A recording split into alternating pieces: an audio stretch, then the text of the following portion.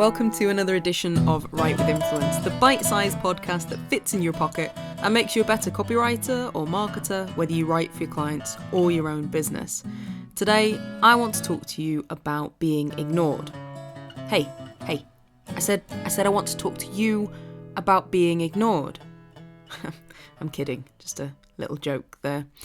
No one likes to be ignored, and yet when you think about the competition that you have with your marketing, you are up against it to stand out.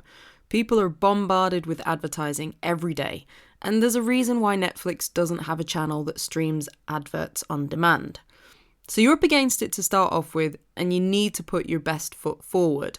And yet there are some very simple mistakes that you can make in your copy, which doesn't just make your marketing less effective, it can make it positively invisible. Now, there are some instances where it can be helpful blending into a crowd.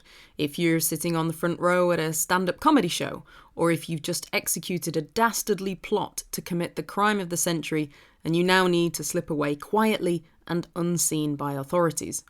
In fact, that's actually one of the reasons my dad never ever got a tattoo, because someone told him when he was younger, don't get a tattoo so that you don't have any distinguishing marks if you ever commit a crime. That story raises more questions than answers. You know, who was this influence shaping my father's mind, and has my dad ever used this to his advantage? Not that I know of, but then, well, I suppose I wouldn't, would I?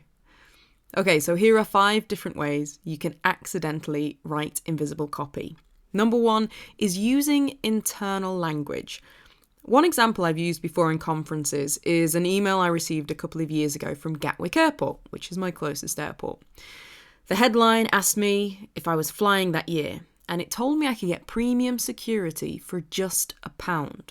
Well, that sounds impressive, except I don't know what premium security is. I could probably guess, but while the email mentioned premium security at least 3 times in a handful of lines, it didn't tell you what you got for your £1. Now, £1 might sound like a bargain, but if premium security means you get a kick in the shins on arrival, well, it's not that appealing. Now, this might sound obvious, but you'd be surprised how many businesses develop internal naming conventions that they get very excited about, but then forget to explain them to the customer. So I had one client who had, I think it was called an accelerator program or boot camp. And when I walked through this lesson, the owner just began laughing and said, that is exactly what we do. We haven't really ever explained in detail what the program is up front. We just email people asking them if they want to sign up to the accelerator course. So if you're developing a new offer or a course or a framework or a system, remember that your customers have not been privy to its creation. They don't have the close association that you do between the name and what it is. I always think about this when I stay in hotels. There must have been a time when a superior room actually meant you were getting something special. Miss Harrison, we have upgraded you to our superior executive room. Thank you, that sounds lovely. A superior executive? Wait till I tell Dad.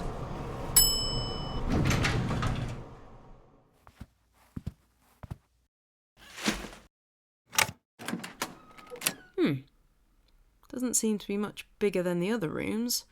Okay, just need to get my bag. Are you coming in or out? Don't just stand there with the door open because you'll upset the equilibrium of the air conditioning. Sorry, I must have the wrong room. What does it say on your key? Room 217? Yeah, but a superior executive? Yes. Yes. Well, I'm your superior executive. What? 5 years at Bear Stearns, 3 at Goldman Sachs, and then JP Morgan, making my way to executive level before embezzlement charges, which were never proven. But in comparison to you, I am, in every way, a superior executive. And I'll be with you for as long as you're staying here. I don't think this is going to work. I am an upgrade, you know. Not everyone gets me. Just be thankful. Come here, you peasant. You shall serve your royal highness. You could have been upgraded to the king room. I'd love hotel rooms to be more honest about their level of luxury. So do watch that internal language creeping into your marketing and make sure that you're explaining things so that customers can understand what you mean. Now, another way of making your copy invisible and easy to ignore is to miss out key details. This sounds obvious, and it is obvious, but it happens all the time because of that very reason. Just how our product names mean something to us, we can easily forget key details because they're so obvious to us. So that email that I received from Gatwick Airport, remember how I said that the headline was flying this year? Well, what it didn't tell me was that the deadline for the offer was actually the end of March. So make sure that when you write your marketing, you're including the boring but important details. When something happens, the time of an event.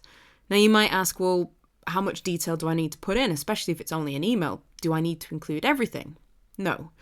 You need to include as much detail as needed to make them take the next step. For example, if you've got an offer in an email and the next step is to visit the sales page, you might not want to include the price. Instead, give them enough information to encourage them to click through. You don't want people just reading a few lines of detail and then deciding, the price is too much. I'm not going to find out more about the offer.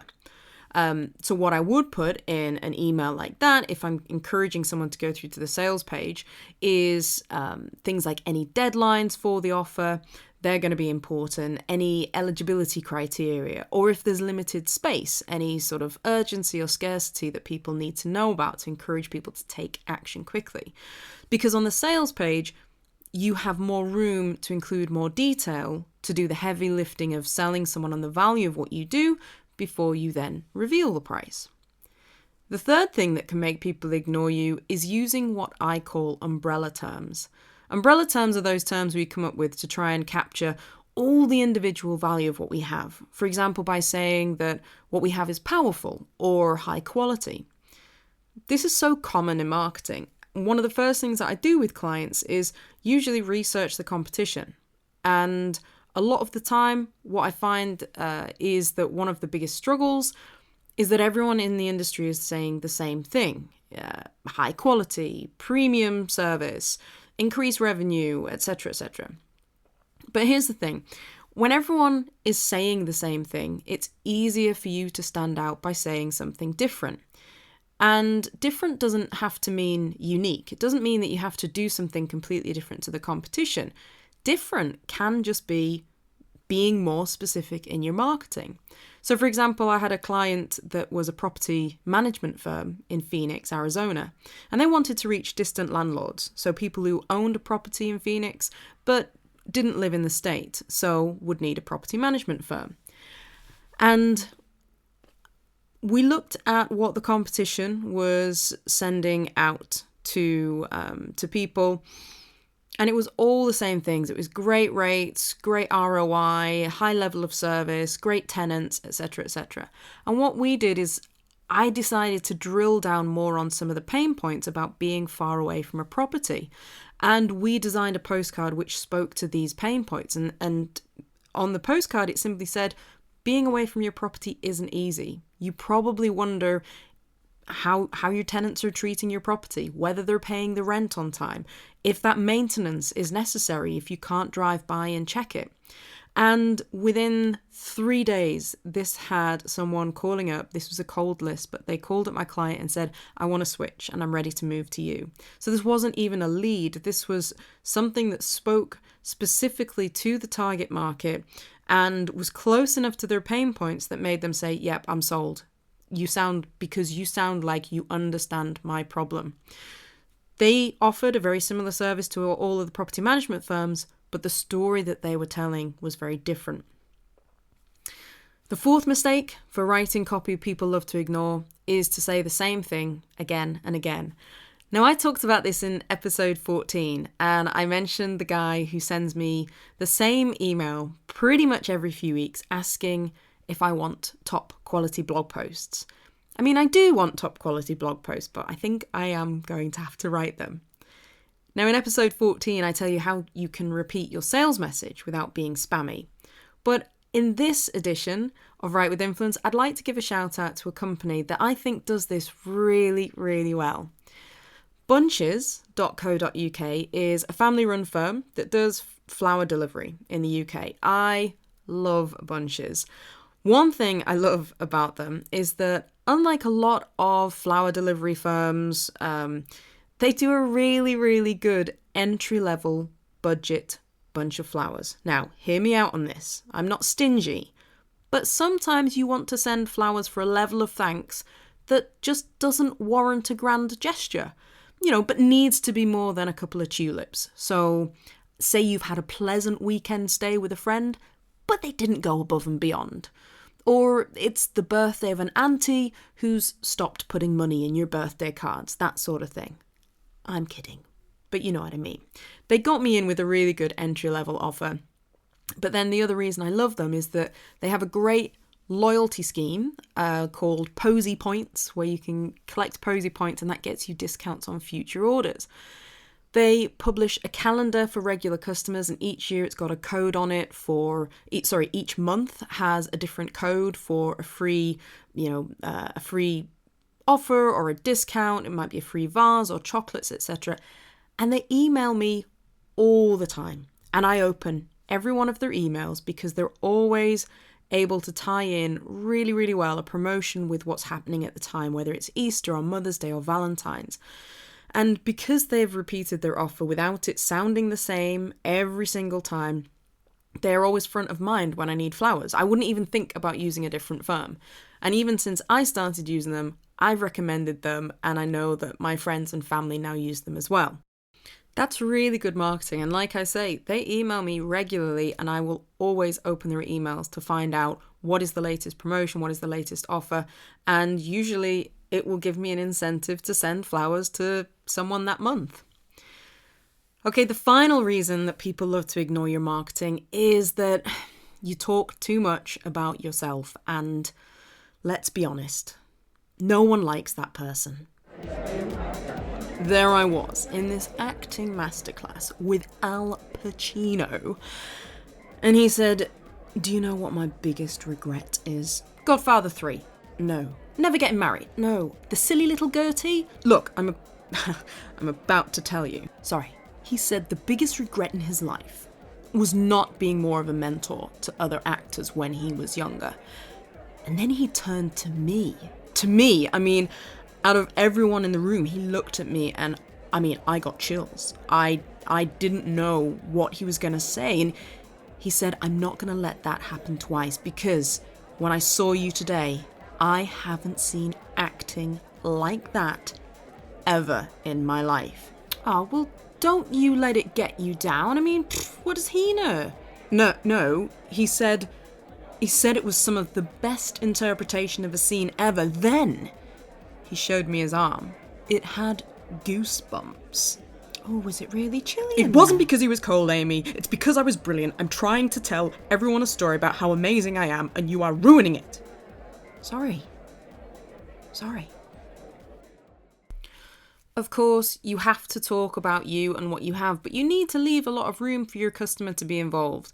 This is still probably one of the top sins in marketing, getting all excited about a new offer and then forgetting to say what this means is, and then explaining how the customer benefits.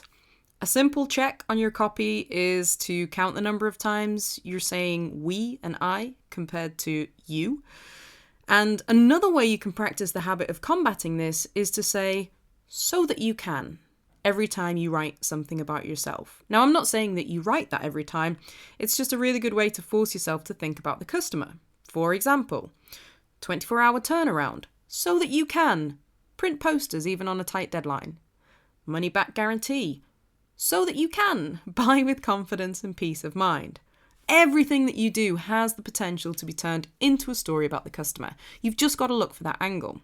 Now, if you're more of a visual learner, I do look at this with more examples in my online lecture about how to quick pitch your business, and I'll link to that in the show notes for you. That's all for this episode. Don't forget you can leave comments and questions on the show page. You can email me directly at hello@writewithinfluence.com. And if you visit writewithinfluence.com, you can also read more about the complete Write with Influence course. I hope you're staying safe and well in these unusual times. Keep believing, and remember, it's never nice to be ignored. Good night, Frank. See you, Frank. See you tomorrow, Frank. It's not Frank, it's Fred, and one day you will know my name. Pushed to the edge by a world that didn't notice him, Fred Fredson decided to make a big impression by robbing the very bank where he worked, without even wearing a mask. The next day... Stick 'em up! This is a hold-up. My name is Fred Fredson, and I want you to put all the money into the bag. Okay, sir. Now you know who I am. Later that night... An unusual occurrence at the Main Street Bank tonight. An accounting error meant that the bank's records were down £50,000 with no real understanding why. That's not what happened. I robbed the bank. We spoke to one lady who worked there. It was just strange, just an ordinary day. Nothing happened, but we were unable to account for the money. We think it might be a software error. I am not a software error. I am Fred Fredson. Fred Frederick Fredson. Yes? What have I told you about raising your voice in this house? Sorry, Mum. Don't you dare rob another bank. You know about that? Of course I do. I'm your mother. Now, don't make me call you by your full name again. I won't. Thanks, Mother. Quite all right. Now fix me a gin and tonic and give me £5 grand to put on this horse.